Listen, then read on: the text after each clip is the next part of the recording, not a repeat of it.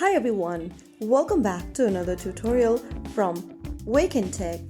Today in this video, I'm going to show you how to log out of your Airbnb account.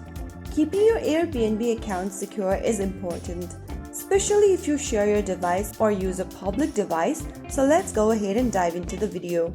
First of all, launch open Airbnb app on your device, whichever device you are using, and from the main Explore page, go to the profile button at the bottom right corner. After you get to your profile section, scroll all the way down and look for the Logout button and tap on it. In the pop-up, tap on Logout to confirm, and this will log you out of your Airbnb account. You should now be redirected to the Explore page of Airbnb. This time you have been logged out of your account quickly.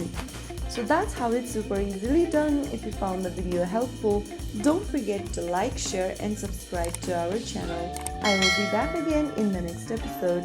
Thank you for watching.